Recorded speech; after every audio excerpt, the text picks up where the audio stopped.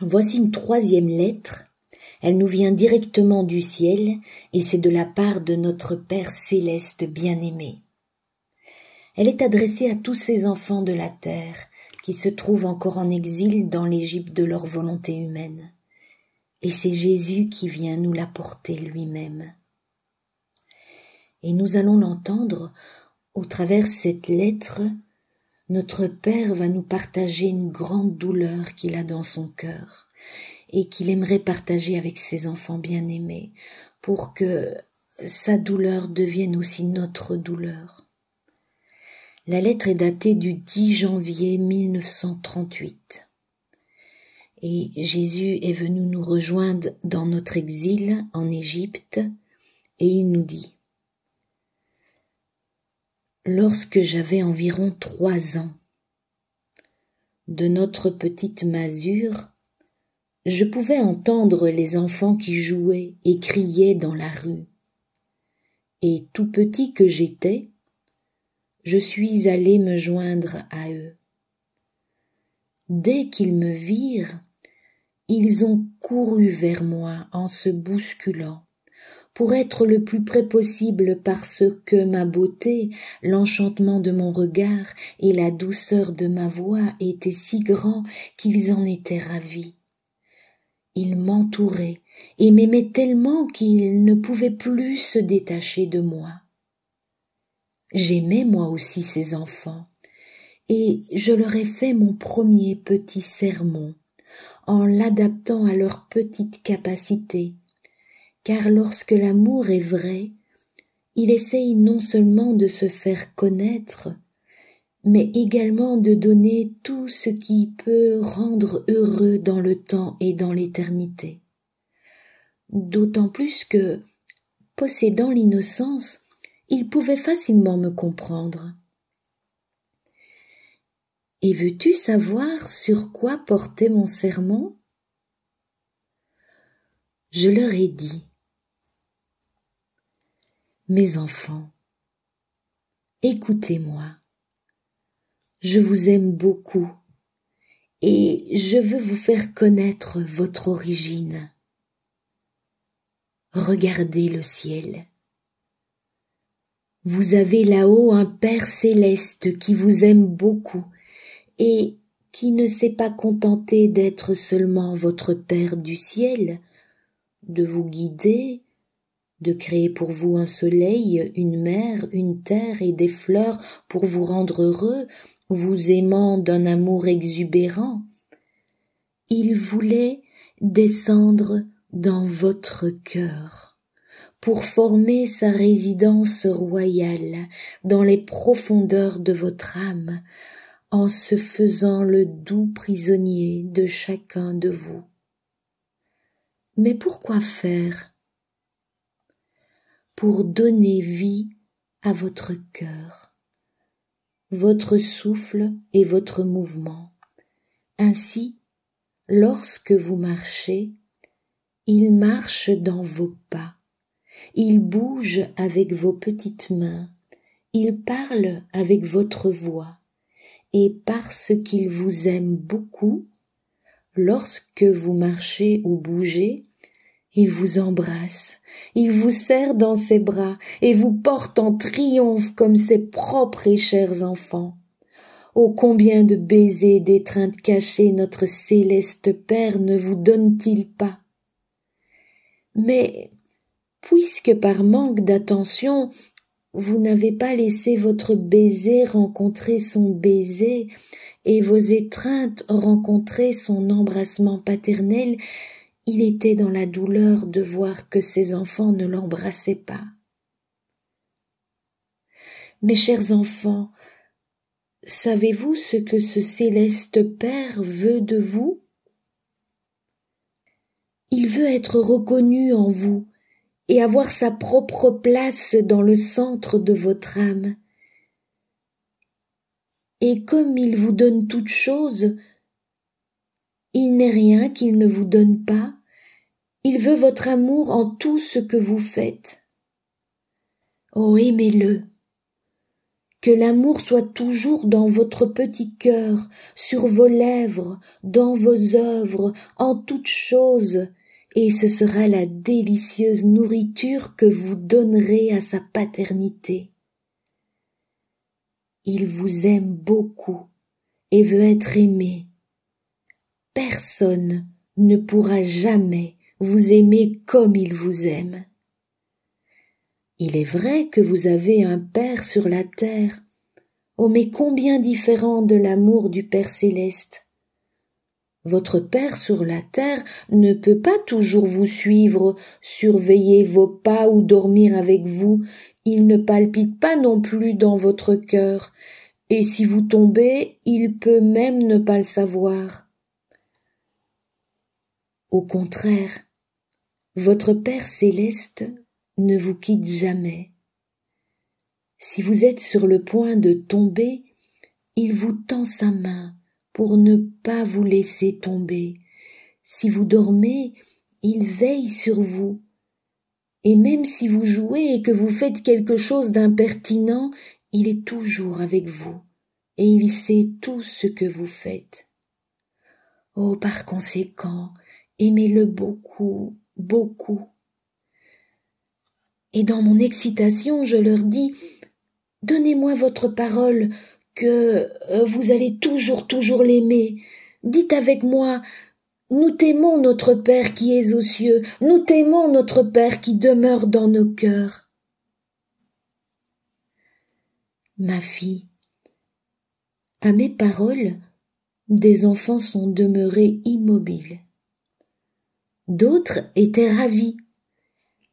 Certains se sont serrés contre moi et ne voulaient plus me laisser partir.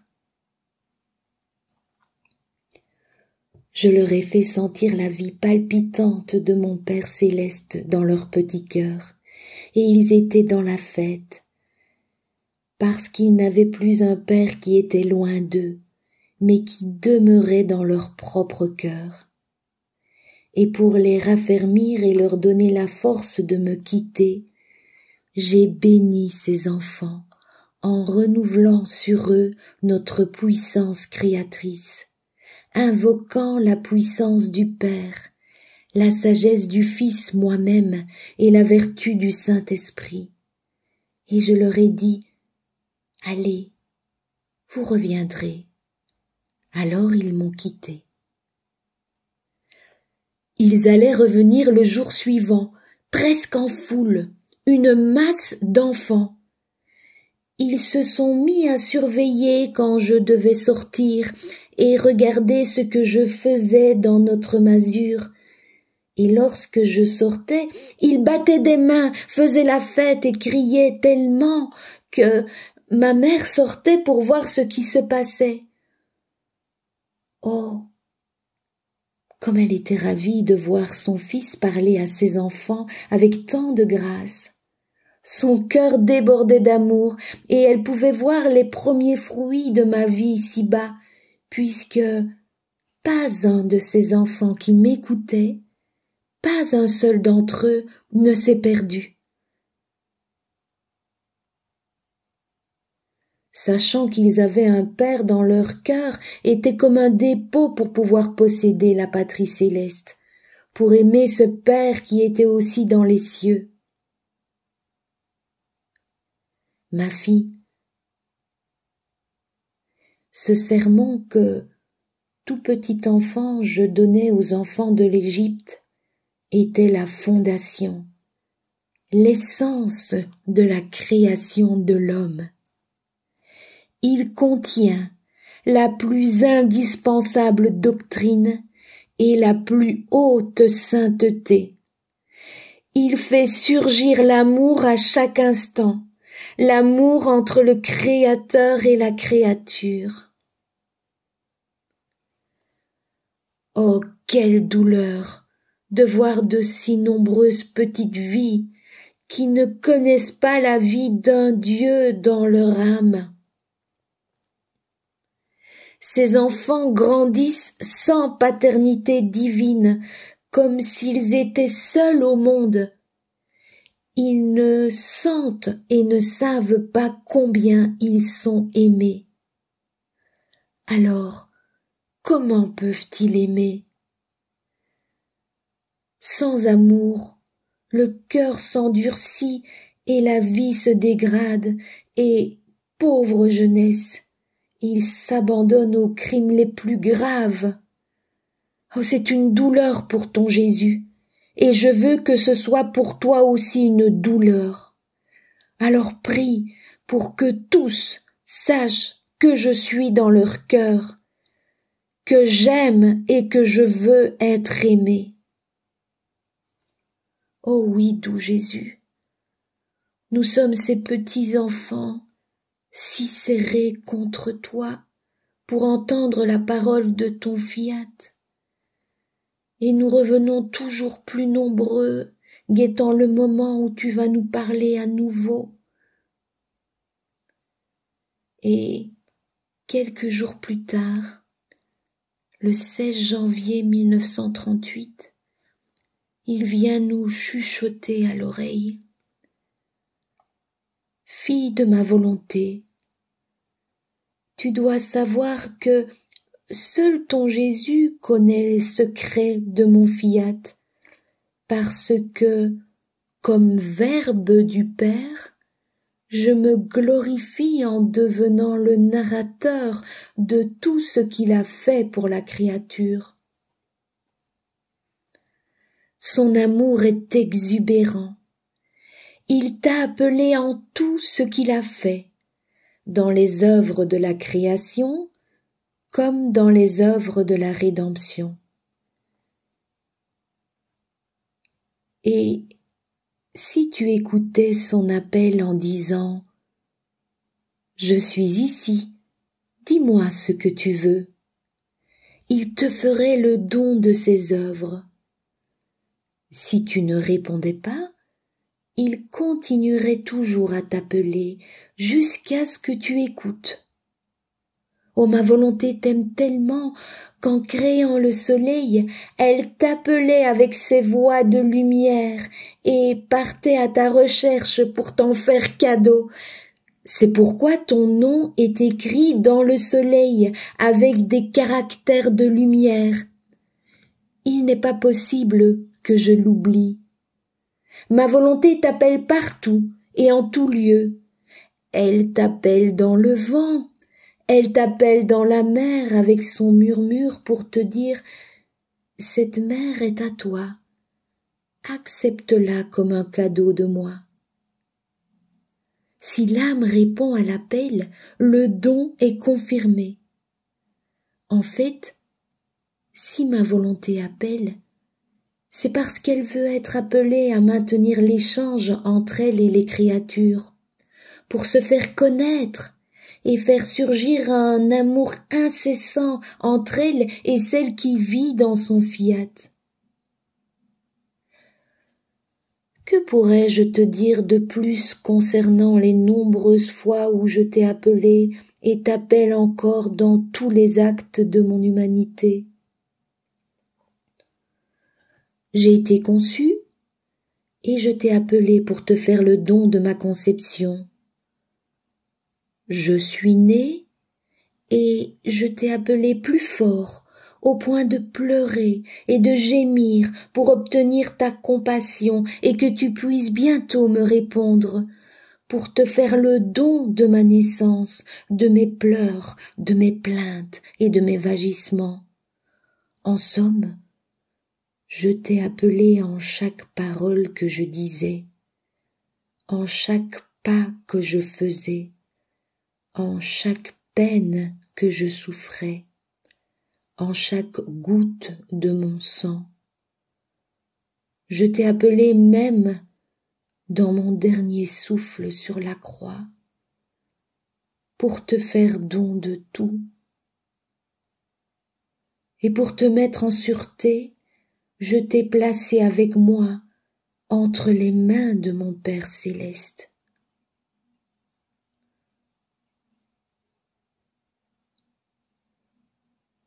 Où ne t'ai-je pas appelé pour te donner tout ce que j'ai fait, pour épancher mon amour, pour te faire sentir combien je t'aimais, pour laisser la douceur de ma voix ravissante descendre dans ton cœur. Une voix qui ravit, qui crée et conquiert.